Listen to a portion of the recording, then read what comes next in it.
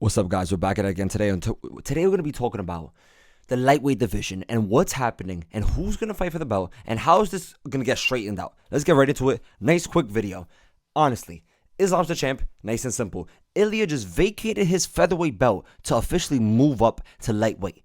But we don't know who Islam's going to fight next. We don't know if it's going to be Ilya. Charles was supposed to fight Islam, but he got injured. Then Volk moved in, and then Armin was the man supposed to be the man next to fight Islam.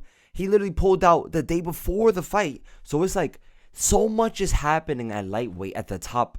And it's like, what's going to happen? Justin Gaethje just got another win and he's third ranked. And there's a case for him because he never fought Islam, period. So it's like, what's going to happen? Is Ilya going to fight one of the top ranked? Or are we going to see Ilya versus Charles or Armin? Is Ilya going to get the belt?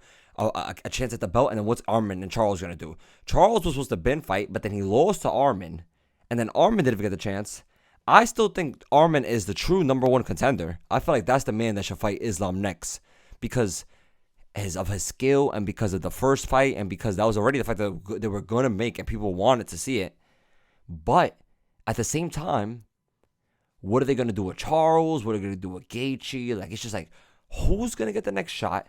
If it's not going to be Ilya, who is Ilya going to fight? It's like there's so much that's going on right now with the lightweight division and at the top of the top. And it's like, what is going to happen? Honestly, I have no idea. I just know that in the line for the lightweight title shot is, I wouldn't necessarily say Ilya because I feel like he needs to do more at featherweight. But I know that people want that fight and they're thinking about that fight.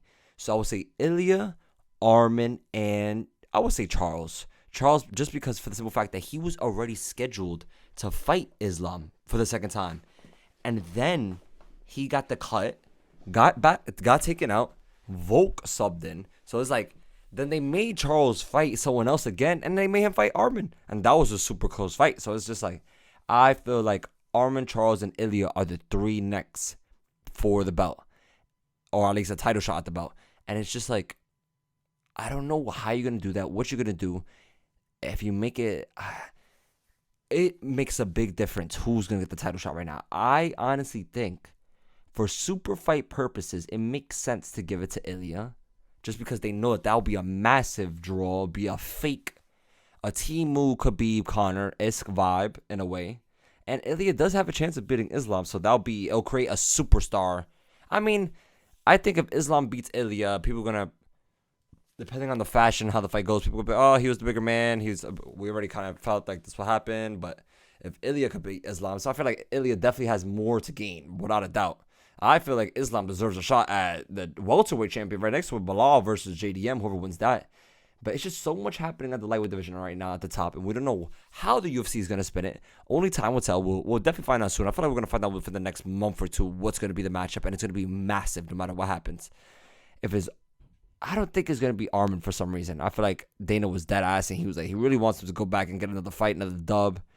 It could be Charles, but I feel like people will be disappointed because Ilya and Islam will have more oomph than Charles versus Islam. Or they could do a Ilya versus they could do a number one contender spot. Like a hands down number one contender spot. Whoever wins hands down gets the belt.